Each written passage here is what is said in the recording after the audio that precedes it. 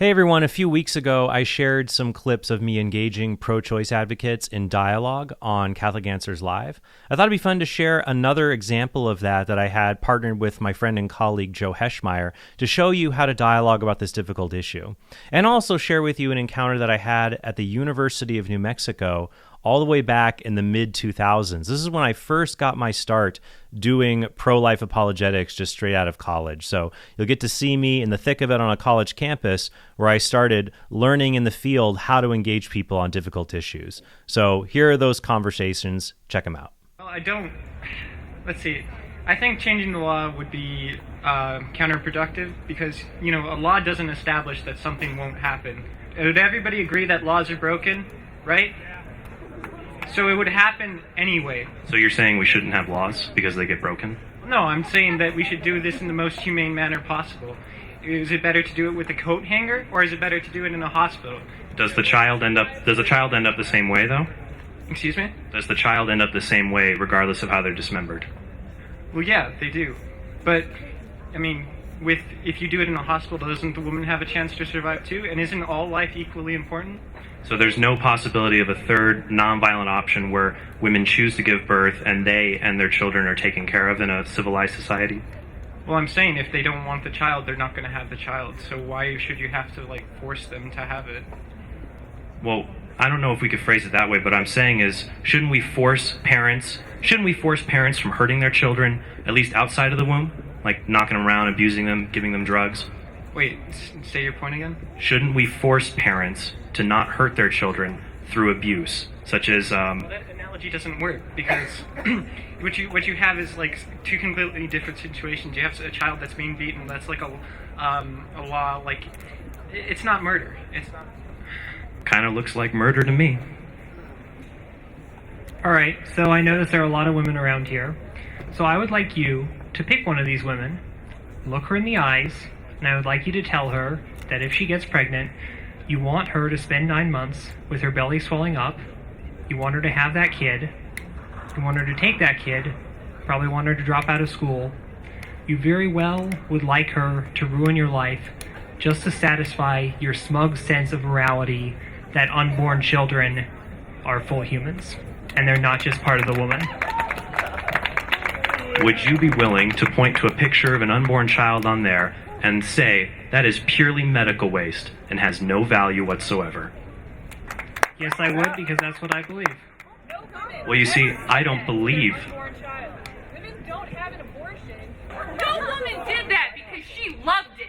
No woman did that because she thought, I want to kill my baby. They did that because they had no other option. They did it because they had to. Have you ever been raped or abused or put down in any way? Have you ever had no options? Probably not, Mr. Smug. Probably not. Actually, it's Horn, but we could keep going. Oh, great, wonderful. You're so funny. Oh my God, it's hilarious. Abortion. No. Women don't do that because they love killing babies. Have I said that they love killing babies? Yes, you're pretty much putting that up there as though all women are murderers who do that. Some women don't have a choice. Not all women live in suburbia in some great place where they can take care of their babies. Some women live in housing projects. Some women are on welfare and food stamps and have Medicaid. Some women can't take care of themselves or the children they have now, much less those children. So if they can't take care of the children they have now, would you be in favor of them euthanizing those children so they don't have to suffer? That's a dumb ass to say. I do understand it's a dumb question, but could you tell me why it's dumb? I'm not going to do that. I'm not going to do that. You're being ridiculous, but come on. You put all this crap up here. I don't think I'm being ridiculous at all. The solution you're offering for difficult life problems is a violent one, and I just offered another violent one, and you said it was stupid. You're saying that abortion should be legal for these problems. Any solutions? You're not offering any solutions? Judge these women because you don't know and you haven't been there. When I asked everyone to look to the person you right and left, are they alive? And if so, how do you know that? Well, one, we can show they're alive because they respond to stimuli, they're growing, we're metabolizing energy, but then again, these trees are alive, bugs are alive. What's the big deal? Would you agree that everyone here who's standing and listening is a human being or a member of the human species? Yeah? Yes, I would agree. Yes. How do you know that they're human? We're bipedal. We have 5 fingers, 5 toes, 4 limbs. So you're saying someone here who had only 8 fingers or 3 limbs wouldn't be human? No, it depends. I mean, it's the genetic code that gives them the fingers. Okay, so everyone around here is alive and they have a human genome or human genetic code. So what I'm saying is if a fetus is alive, it's an organism with a human genome, then it is a human being like us, and I'm just saying they should be treated like I would treat you or you would treat me, hopefully, with just equality and not violating rights. Does that make sense? Yeah, it does. In this clip, my colleague Joe Heschmeyer and I engage a pro-choice caller on the very day Roe versus Wade was overturned. Hi, I had a kind of a question because I haven't heard anyone kind of bring up the fact that maybe not in all cases this is a good thing. You know, you're kind of waving your hand and saying, ha-ha, we won. Look at this. It's great for everyone.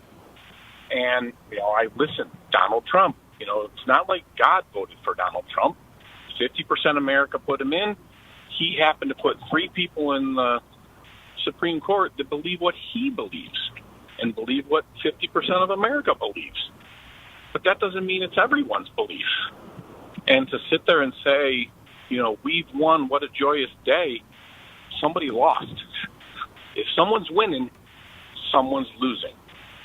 And if you don't acknowledge that, and if you don't acknowledge the fact that maybe this isn't great for everyone, for the 13-year-old girl that gets raped by her uncle, or for the college girl that gets raped at a party and doesn't want that child and doesn't want that pain that they're going to have to live with all their life. Either way, the funny thing is the men can walk away, and most do. And I haven't heard anyone bring this up. I don't know if they're afraid, and I don't know if you want to hear it. I'm impressed you took my call. So I am. Oh, yeah. I actually agree with part of what you're saying. Certainly, America is deeply divided on abortion. That's actually a point they make repeatedly in the Dobbs case. It's one of the reasons why you're not going to leave it up to 9 justices to decide this for everybody. That's not how controversial, close social issues ought to be kind of adjudicated. But second, I think repeatedly we've said pregnancy is often very difficult. I think even in like 2 or the last 3 questions we took, we kind of acknowledged this is something that's really painful. People have reasons why they're supporting abortion. But nevertheless, the fact that a lot of people support it doesn't mean that this victory is actually a loss. So the USCCB had a great line. They said, this is a historic day in the life of our country, one that serves our thoughts, emotions, and prayers. For nearly 50 years, America has enforced an unjust law that has permitted some to decide whether others can live or die. This policy has resulted in the deaths of tens of millions of preborn children, generations that were denied the right to even be born. Likewise, America was deeply divided on the issue of slavery. It doesn't mean we have to say, well, you know, maybe abolishing slavery was bad for slave owners. Like, no. Like, the ability of some people to decide if others get to live or die like this, that was an unjust legal regime, and we're glad that legal regime is gone.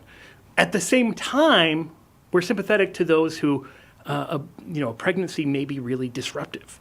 To the issue of rape, because I hear this brought up a lot, I would say this.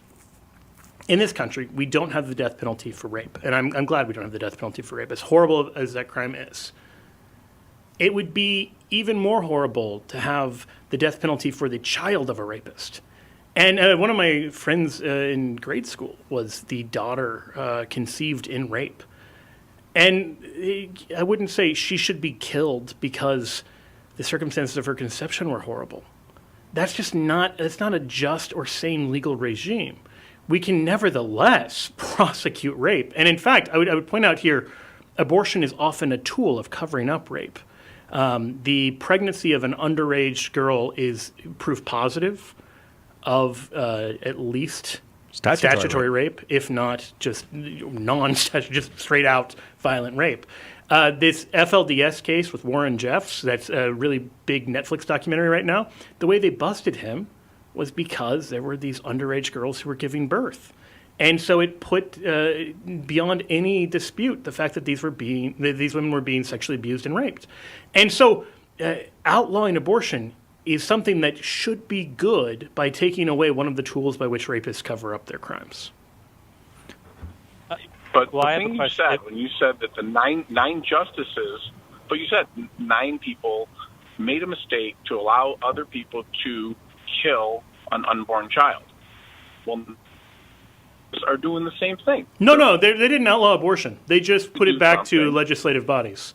Like Mark, now the people can actually, go ahead. So Trent Horn wants to get in. Trent, go ahead. Yeah, Mark, I just have a question for you. Would you support a law banning abortion if it had exceptions for rape and, let's say, the life and health of a mother? Would you support a law that outlaws abortion in the other cases? I think that, and it's hard to wave your hand and say that these cases. Let me ask you. Let me rephrase it, Mark. Are there any abortions throughout 9 months of pregnancy that you think should be illegal? Yes, I think when the fetus is viable to live on its own without the host, its mother, that at that point you've reached a point where you've chosen to carry a life to the point where it could survive. And I think that to say at conception, it's a life. So if someone fertilizes an egg and then saves that egg in a freezer somewhere, so they've frozen that life. So should that be illegal? Well, okay, so Mark, I'm trying to understand your position. You're saying that when the baby is only dependent on one person, it's okay to kill him or her. But when the baby is just dependent on some person, because an infant isn't viable, right? They'll die if you leave them alone. If they're dependent on some person, it's wrong to kill them. But if they're only dependent on one person, it's okay to kill them. Is that your position? See, and here's how you sit there and say it. You throw it and you say, kill them. Well, that's what it is. Would you, if you're taking them from a living state to a non-living state through an intentional action, what term would you use for that? If the umbilical cord at 12 weeks broke, got pinched, something medically occurred, would that fetus at 11 weeks continue to survive? No. What would happen to the fetus? It would die. So if you went in there, so you're right. If the cord detached naturally, hold on, Mark. If the cord detached naturally, this living human being would die. So if you went in there with tools and dismembered that fetus, what do we call it when you actively do something that takes a living thing and makes it non-living? Is that not the definition of the word kill? Sure. Let's go with that. Okay, so your argument was it should be legal to kill an unborn human being simply because they're very dependent on one person, but it's not okay to kill them when they're an infant, when they're very dependent on many people. Why does the fact that they're very dependent on their moms mean it's okay to kill that child? Why does the fact that one person has power over a dependent human, why does that give them the right to kill that human? The way you're putting it is you are saying this is what everyone shall do. And you have become the judge. And at what point did Jesus Christ, our Lord and Savior, say, hey, guess what? You're the judge? Well, Mark, you didn't answer my question. My point is, I'm trying to understand your position. You're saying think that they should have a choice. I think that the women a choice to that do are what? out there a choice have to do a what? Choice to kill a baby or abort a child that was in. Yes, I do. I 100% Why? do. Because that they're is their choice, not your they should choice, not my choice, and not Donald Trump and 3 judges' choice or 5. Is it their choice because they're bigger? Because they're bigger and stronger, and the child can't fight back and is totally dependent on them? It should be their choice because of that? It should be their choice because it is their bodies.